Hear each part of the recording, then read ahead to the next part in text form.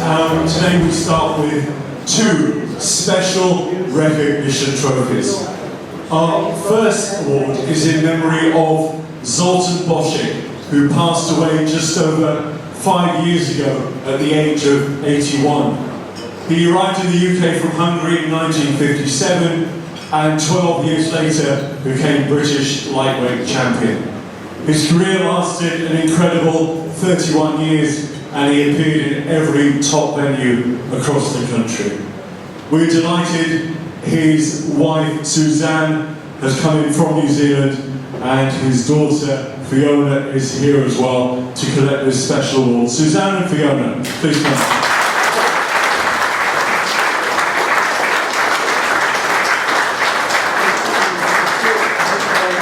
And I also send his grandson Aidan as well.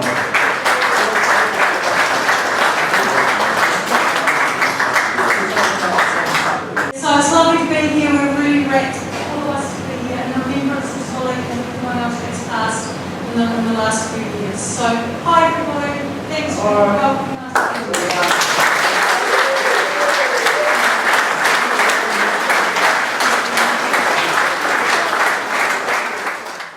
Would you also please welcome Julia Woodward, who has been here with Brian Maxine for the last 2 years. This event is all the poorer for his passing, and we'd like to present her and Brian's son John with a trophy as well.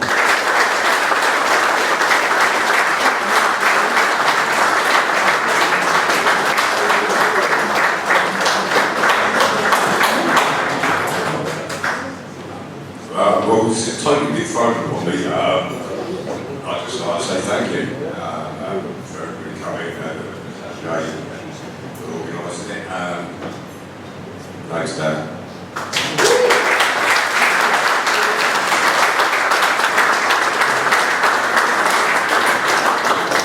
Our first Lifetime Achievement Award goes to a man who first came into public view in 1958 against another then youngster, some of you might have heard of, Mick McManus. His name came to everyone's attention 9 years later when paired with the legendary Adrian Street, and they became the flamboyant Hells Angels tag team, causing mayhem up and down the country.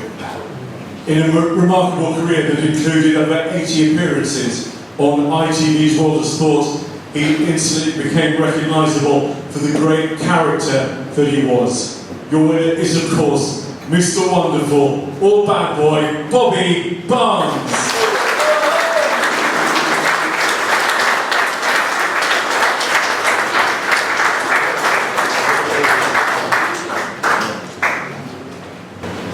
It's been a long time, a great profession.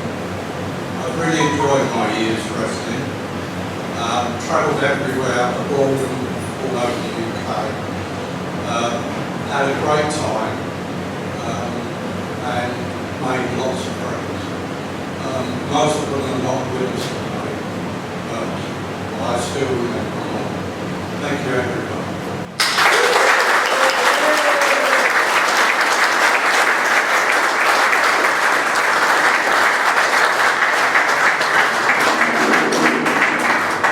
The next award goes to a young man from Northern Ireland who in his rookie year has been in tag action against Kendo Nagasaki, won the Kendo Sword of Excellence tournament, became the LDN Capital Champion, and while travelling across the UK has shown that if he continues the way he started, there's a very bright future in front of him.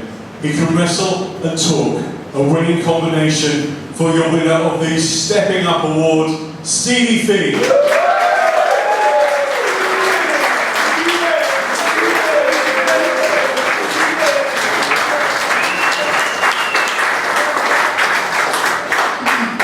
I just want to keep it short and sweet, thank you all, because to be up here with some of these legends is just an honour next to it. So thanks very much for the award, Sanjay, and thank you all for helping me become the wrestler I am today.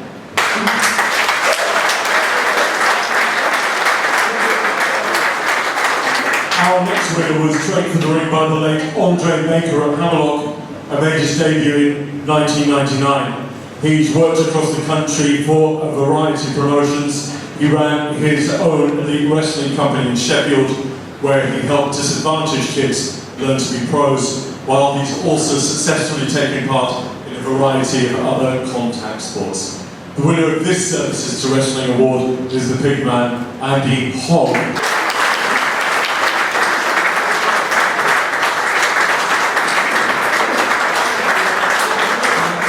I'm a little bit lost for words, which anyone that knows me is very much unlike me. It's very much a surprise, and I'm so honoured just to even be here to be with you all. So thank you ever so much, and it means an awful lot. Thank you.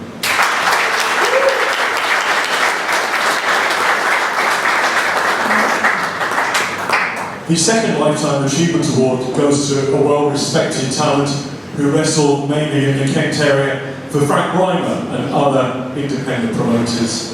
He joined LDN as coach at the Edmonton Training Centre and helped to develop many of today's great talents, including multiple-time champion Alan B. Travis. He wrestled his final match in his hometown of Swanley at the age of 72. Please welcome the real-life Bobby Brown, or to his wrestling friends, of course, Vince Randall.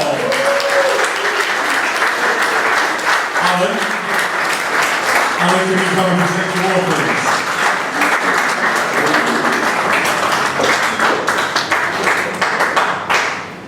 Fantastic. How you doing? All right, mate? Is it on? We're right there. Honestly, have a good look. What this is taking for today. I've never seen so many people at a reunion. It's really fantastic. Nice to see a lot of old people in that over the years. So all I can say is thanks ever so much for what you've done. Thanks a lot.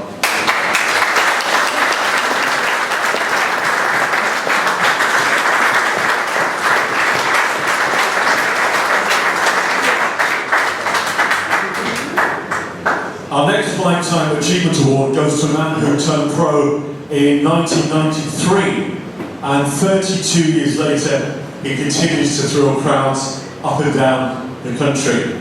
In a long and successful career, he's held the PWF Light Heavyweight Championship, the UWF Heavyweight and Television titles, and was also one half of the WAW Tag Team Champions, amongst others. He's always dependable, always puts on a great show. Your winner is, of course, Flying Filthy and Power Ranger, Phil Powers. Well, thank you very much. I just hope I'm not going to get a parking ticket or something. Thanks, well, that's correct. I don't really know what to say. All I can say is thank you very much for still booking me. I know it's all been about Sanjay today, but let's make it about him a little bit more. Thank you very much for still booking me, and thank you very much that I'm still a part of this wrestling business. It's been a long time. But no, thank you very much for having me, everyone, and I just hope that you can part with my presence for another 20 years, as awful as that may be. There's somebody here today who we owe all of this to, because if it wasn't for him, there would be no wrestlers reunions, not only here but anywhere in the country, because in the early 90s he was the one that started it all, and he's here today. So can I please ask you to give a big round of applause, please? He's not been too well lately. He's joined us today. Tony Starlow.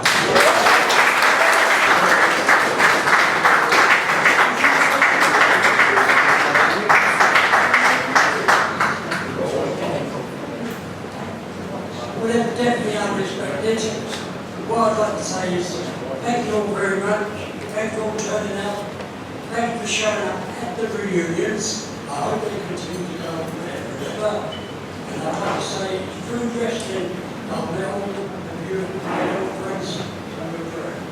Thank you very much. Recipient of Services to Wrestling goes to a man who started training with the UK Kid in Portsmouth. Since then, he's branched out working for a number of promoters, including being a top talent for LDN, as well as pushing on his own highly respected shows. A family man who also runs a highly successful IT business. Your winner, T.J. Manners.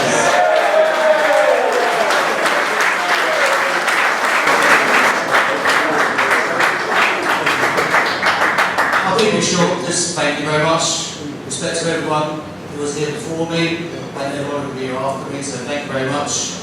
Love working the rest of the rest. Thank you.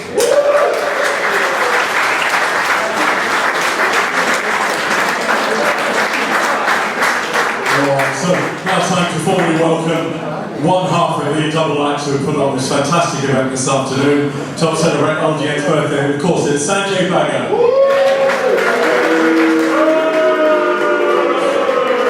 I thought wrestling promoters are the most popular people in the country. Obviously, we've got the worst audience in the world. This is also the birthday of LDN Wrestling, so it's a nice mixture, old and new, and this year has been historical for us. I want to run through some of the things that went on. Johnny King had his final wrestling match last October at Popper's Bar. The big round of applause. One of the most great people from those generations, and the young people like him. We also, who would have thought, 17 years after falling out with him, Kendo Nagasaki would return back to LDN Wrestling. Not only would he return back, he challenged me to a fight. But he came back, he broke the Guinness Book of Records for the oldest wrestler in the world, no matter whether you like him or not, I'm sure. Very serious. I think that man has done a great job. He's sold out everywhere he's been. Kendo Nagasaki. But, that's as nice as I'm going to get into it. We have some unfinished business. Later down the road. Some of the young wrestlers coming through: Stevie Fee, Jordan Nelson, Chris Tyler, neck injury last year, back in the ring, and the stars of LDN, Joey Scott and Travis, and so much more. So from LDN Wrestling, for you guys, thank you very much for supporting us. That is the surprise award for a man who celebrated 25 years plus in the wrestling business. Where would we be without our ring announcer and our brilliant host, Steve Litton? Transatlantic Wrestling Challenge show that aired where he met Andre Baker, worked for Hammerlock Wrestling before coming to John Ritchie to work for Dropkicks Wrestling, and then somehow I ended up with him, or he ended up with me. 20 plus years later, believe it or not, Steve Litton is still working for me. That is, and so deserves an award. So the next award for his service for a Lifetime Achievement Award is to our brilliant host, Steve Litton!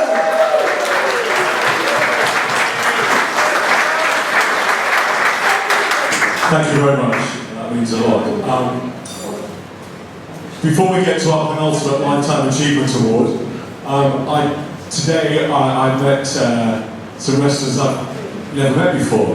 Steve Logan, Andy Blair, Ricky Wiseman, a couple of others. It's a real thrill. Anyway, the next award is to a man who this year is celebrating 40 years in wrestling. 40 years later, he's still doing it, refereeing, MCing all over the country. He actually was one of the Veidor MCs ever on ITV Wrestling back in 1988. It was also in 2021 that he was inducted into the Wrestling Hall of Fame. Now that's a great achievement. Many people sitting on this side of the room have already been put into that. So to me, for 40 years in wrestling, you're a great, great star, and we're delighted to give you this award. Thank you very much.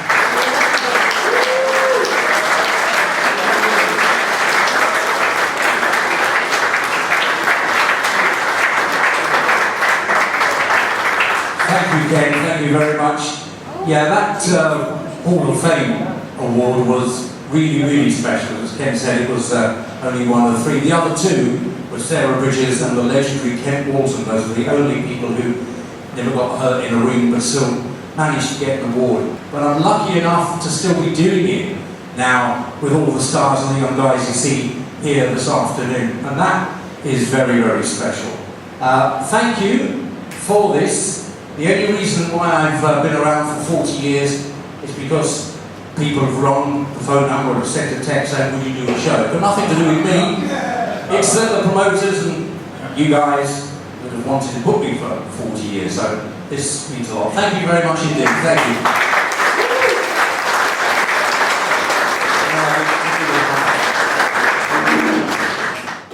Our penultimate Lifetime Achievement Award goes to someone who at this event last year genuinely left me like a child in a sweet shop. I was so excited to meet one of my all-time wrestling heroes.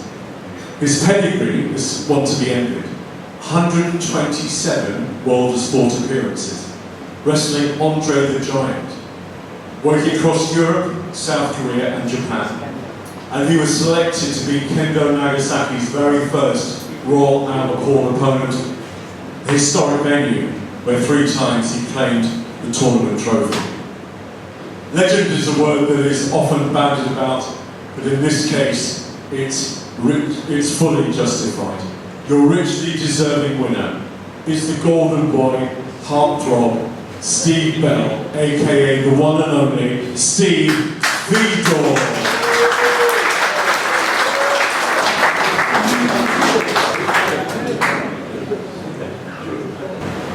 What can I say? There's a lot of beautiful women here, but a lot of women.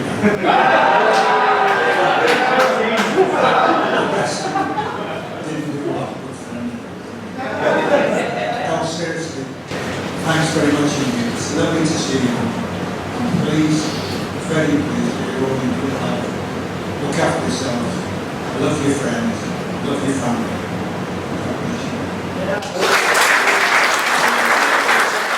Our final Lifetime Achievement Award goes to one of the most iconic names in British wrestling history. He made his debut in November 1964 against Jumping Jim Hussey, father of course of Mark Rollerball Rocco, and in the same decade notably unmasked his mentor, Jeff Conliffe, aka Count Bartet. His TV debut came in 1971, and later that year he appeared for the first time with manager George Gillette, the two of them creating uproar and selling out venues up and down the country. 6 years later, he caused a national sensation, unmasking in a ceremony watched by millions on TV across the country, though later in his career, he would put his mask back on. Huge success followed in a long surviving tag team with Blondie Barrett. He defeated Wayne Bridges to become World Heavyweight Champion, while outside the ring, he became the focal point of BBC Two's Arena TV programme when pop artist Peter Blake met and painted his idol. Last November, as Sanjay said, he entered the Guinness Book of World Records as he became at 83 the oldest wrestler in the world during a tag team match at the famous Fairfield Halls in Croydon. To present this special sword from LDN Wrestling, his first Royal Albert Hall opponent, Steve Veidor. And of course it goes to Peter Thornley, who needs no introduction, but still gives me a huge thrill every time I say the one and only, the legendary Kendo Nagasaki.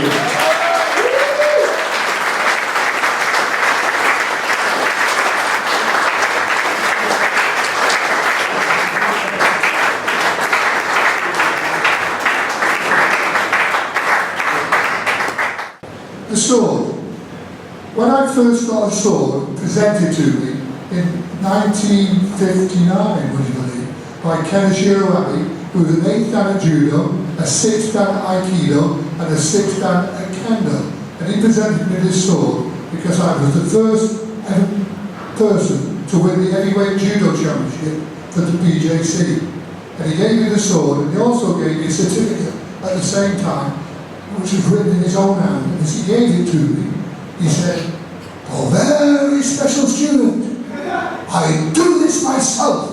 And he gave me the certificate, all in kanji. That's Japanese writing, by the way. And I thought, if this guy thinks I'm special, it must be right. Well, thanks everybody, and thanks to the award.